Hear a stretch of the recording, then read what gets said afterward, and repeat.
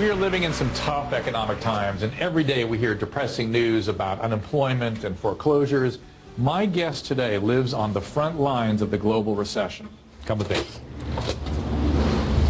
Her name is Carolee, and she drove here in this. It's a RAV4, and for the past couple of months, it's also been her home. Watch this. I never for a million years ever thought I'd be living out of my car, ever. I was a home health caregiver for years. I was basically running my body down, so I thought, well, I'll start online business, and it tanked. I'm estranged from my family. I don't have a support system. I had to make the tough decision that I had to live out of my car. I haven't given up. I shoot out resumes all the time. My last job interview was 6 months ago. It's hard. And you know you do get discouraged because, I'm going to be honest, there's been a couple of days it's like, why bother? But then there's that 1/10 of me inside that says, maybe somebody's going to take a chance, you know? That's what I hold out for. I have a few pieces of jewelry that are left that I've collected over the years, and that's what I'm selling. That's what's keeping me afloat. But you know, when the jewelry runs out, then what, you know? Then I call, okay, I can't make my car payment. And so I'm given, what, a month's grace before they come and repo the car? If I lose that, then I lose everything. I will be the shopping cart lady. And I'm just a few steps away from that. When I give up, that's when I'll be the shopping cart lady. I can't do that. For Carolee, it really is life on the brink. I mean, she lives in Phoenix where the temperatures reach 120 degrees in the summertime, and she lives in this car, and this is her whole world right now. Her bedroom is in the back, her closet's right here, kitchen is over here. Watch this. Carolee's home is a 5 by 15-foot automobile that has to hold all of her essentials. This is my home on wheels, and in the passenger seat I have my little refrigerator, my toiletries here, my laptop with a towel. I don't want it to look like I've got valuables. This is my bedroom. I keep my purse down below on the ground. Lots of blankets for padding, so that's where I sleep. And in the back, this is the storage. Dirty laundry, extra clothes, towels, an extra pillow. And this is my food storage. This is my closet. You never know when you're going to be called for a job interview. And I need clothes that are not wrinkled. For Carolee, each day mirrors the last. A typical day for me would be getting up literally at the crack of dawn, and I immediately come to the storage unit, and I come here throughout the week. I've been selling anything I can sell to pay my bills and keep them current. And it's sad. And I stress about it. I'm not gonna lie. But yeah, this is my world right here in the storage unit. Carolee hasn't given up hope. Her job search continues. I go to the library where it's air conditioned, and I'm literally shooting resumes on 3 various job sites. Nighttime is the hardest because you're sitting in a car and it's so hot, and you wonder, am I going to wake up in the morning? Am I going to die from the heat exhaustion? Is somebody going to come and kill me? It's a horrible existence. It is very horrible. And every day is Groundhog's Day. It's the same thing over and over.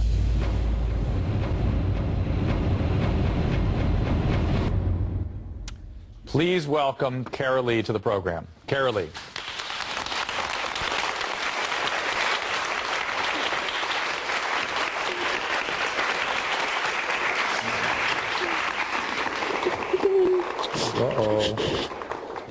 Uh-oh. Already having a reaction.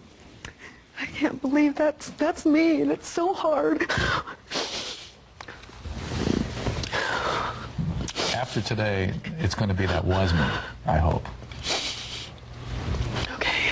What are your thoughts when you watch the footage? It's so hard. It's scary. I've been so afraid the past 2 months. I can't believe it's me. I never, ever, in a million years, thought that I would be living out of my car, ever. I never thought so. Okay, well, we're going to listen to more of Carolee's story, and we're going to have some solutions to Carolee's situation, so stay with us.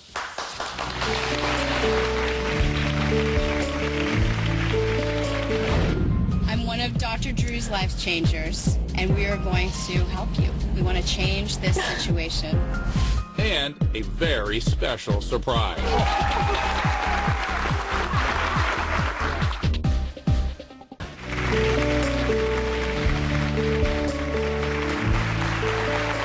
We are back with Carolee, who has been jobless and living in her car for a couple of months.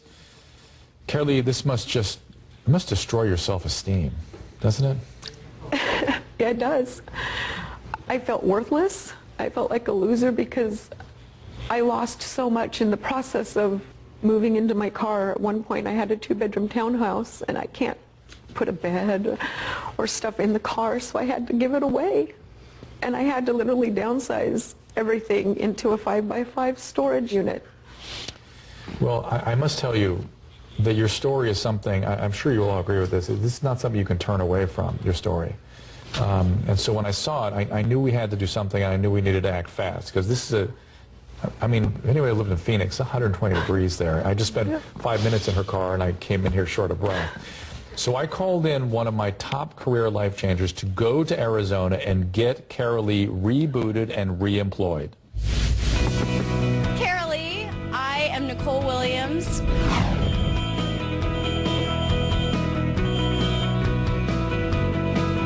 I'm one of Dr. Drew's Lifechangers, and we are going to help you. We want to change this situation. Okay. This is your career disaster kit. Okay. Does this make you feel better? Yes. Just like if you were to be in an earthquake or, you know, some like an kind of emergency kit. exactly. This Okay. is your emergency preparedness kit. Business cards, a calendar, a USB stick. This looks ridiculous, but it's actually critical. Every day, you are going to be spending an hour calling people, connecting with people in real life. Okay. Okay? A lot of your job search is putting out resumes. 99.9% of jobs are actually found through people. So much about what's going to get you a job is going to be you. This has got to be a lonely experience. It is incredibly lonely. I'm very limited on my social. I have no friends, really. Well, I'm your friend. I'm your friend. Do you have any past employer relationships that you can call upon? Some referrals, some... I have references. You do have references. I do have references. Okay. I want you to reach out to them, and you let them know that you're looking for an opportunity, and you say it in the most positive, enthusiastic way you can. I think once you extend yourself and you tell people that you're looking for opportunity and you show them what a strong, competent, brave person you are, people are going to rally around you. They're going to want to help you. You're not going to be alone. So now that you're prepared, when was the last time you were on a job interview? February. Would you like to go on another job interview? Okay. Multiple job interviews? Yeah. Because we've set them up for you. Yes. Oh, I'm going to cry. Oh. I believe in you. Oh my gosh. I believe that you can do this. Thank you, Nicole, for being here. Oh, my pleasure. Now, what did you think when you first met Carolee? Oh, you know, it's funny, to be honest with you, when I was sitting in a car waiting for this woman, this homeless woman, to pull up, and you know how we all have those images of what that looks like? I just did not expect it to be Carolee. It's prejudicial. It is. We're prejudiced. It is. It absolutely is. And I think what I love Carolee and think that she's so brave. You should know that when I don't know if she knew you were coming today, but she saw your picture. She saw the picture of you two working together. She lit up. That's your friend. Yes. Yeah, and it's been, I think you've made this observation, it's been a very lonely, isolating experience. Not having a job can make one feel very ashamed. And really what we need to do when we're out of work is reach out to people and let them know that we need some help. And that can be a really challenging situation, especially when you live in your car. But no, I didn't expect Carolee to be this articulate and smart and vibrant and employable. And you were able to send her out on job interviews, yes? Oh, absolutely. How was Look that? at her. How'd that go, Carolee? I went on a job interview, I went on a couple of job interviews, and one, he was very honest, and he said that I wouldn't survive the heat because it was going door to door, and he hired 18 to 20-year-olds that could handle the heat in a suit. He said, you know, you're more suited for office work. And then another job interview, and it makes so much sense. The snowbirds haven't arrived. So in the caregiving field, they're waiting for the elderly to come down to Arizona. So he took my application, and I also found that I'm looking for a live-in position. That's what I've done. And that's what's enabled me to afford my car and the car payments. Well, you know, what matters more even than how the applicant feels they did on the interview, which is important, right? Mm-hmm. But what really matters is how the people interviewing you felt about how you did. We happen to have the CEO of one of the companies you interviewed with here with us today, Chris Carrington. He is the CEO and president of Alpine Access. Chris, you're out here? Dr. Drew, good to see you again. Welcome to having me. Good to see you. Carolee, good to see you. Hi. Pleasure to meet you. How did she do? Well, you know, Dr. Drew, with the tough economy that we're experiencing, jobs are at an absolute premium. At Alpine Access last year, we had more than 300,000 people apply to work at our company. For how many positions? For less than 2% of that, so a few thousand. 300,000 people apply, which really goes to show how difficult and competitive an environment is to get a good quality job. And Carolee, I had a great privilege last week to listen to the interview. You didn't know that. And the Alpine Access team that interviewed you. And I'll tell you, I've learned a lot of things in life, but one thing I've learned most is that there's few things in life we can control, that we can't control, and you've experienced a number of those. But one of the things we can control is our attitude. And what I was so impressed with from listening from the interview is your positive, can-do attitude, that you're willing to take on any challenge and tackle it full force. So, well, Chris, what we're all sitting here wondering, did she get the job? You absolutely got the job.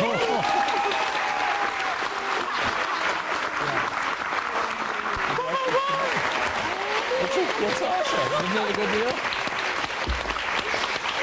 Oh, thank you so much. Oh, my gosh. You're so welcome. Oh, my gosh.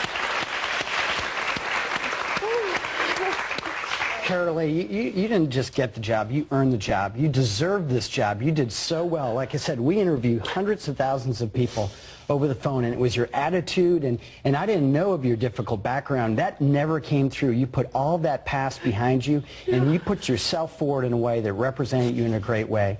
And you'll be starting in 10 days. Okay. So you need to be ready. I'm so ready. All right? Fantastic, Chris. Thank you so much. You're really changing your life, right? Thank you so much. You have to offer her? You know, on your first day of the office, you've got to have a cup of coffee. And so here's your Alpine Access mug. You would be so used. Well, Carolee has a job now, and when we get back, we're going to get into that housing situation and figure that out. So stay with us.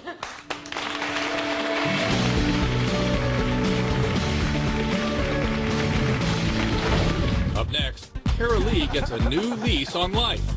I see this over here. Oh, my God.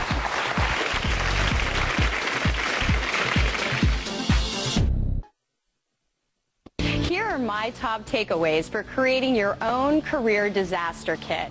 First, update your resume and make sure it's in style. Then get connected and use online social networks to get it out there. And make sure everyone you know knows that you're looking for a new job, and arm them with your resume to pass along.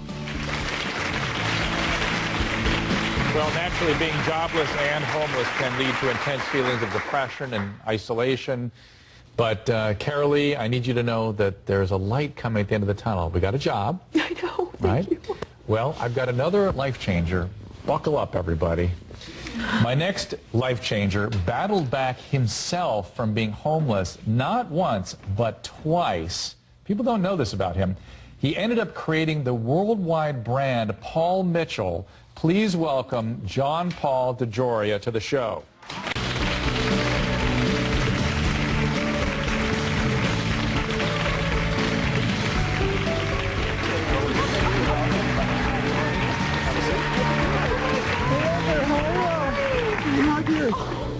having a good hair day? Yes. You're having a real good day here for a lot of I things. haven't had a good hair day for a couple months. So you recognize it, yes.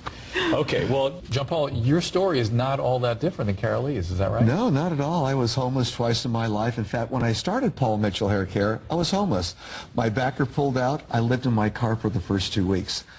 First time I was homeless, I went around collecting Coke bottles and 7-Up bottles, 2 cents for the small one, 5 cents for the big one, so my son and I could exist on. Oh my gosh. Been there.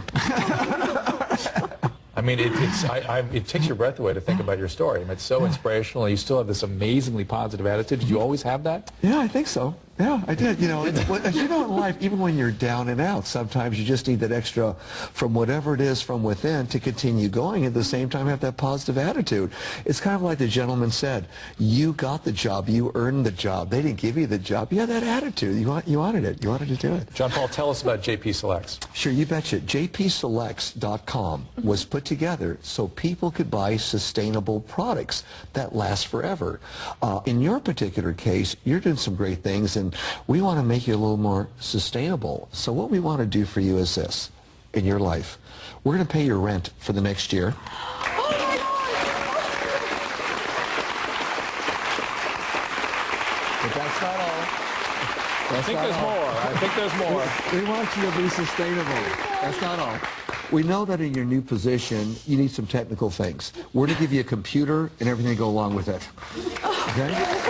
And also what we want to do is we want to give you, from JP Selects, a little bit of money also. So you go online there, you shop for a few little things, you get yourself a few little clothes, okay? Gosh. So a little And then present from you JP. begin your job from home.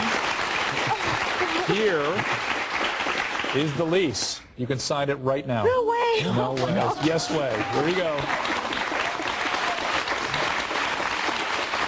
I was afraid we'd give Carolee a heart attack. I was fearful. Oh my God, I can't believe this because you guys don't know how hard it is living in a car in Phoenix because I thought I was going to die. I do. I do. It's so bad. I know. It's tough. Did you put your head by the steering wheel or on the other side? I got the most room by putting my head by the steering wheel and my feet the other way, much more than the back seat. I know, and you're taller than Yeah, exactly. So I kind of balled up a little bit. Oh my gosh, I can't believe this. Oh my gosh. And I get to date it too. We actually have pictures of my the gosh. apartment. I see this over here. Look at those pictures. There it is. Oh my gosh. Where you're going to be living. Oh my God. You've now signed the lease. That's the apartment complex. Looks a little better than a car, I got to say. Carolee, you officially have a fresh start, and I know you're going to make the best of it. Thank you so much, Dr. Drew. Okay, we're still not done. You're very welcome, Curtis. so much. We are still not done, believe it or not, so stay with us.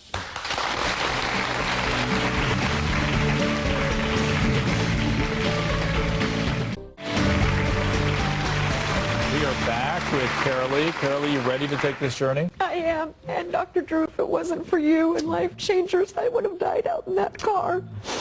I so believe that because it's very hot. Thank you so much.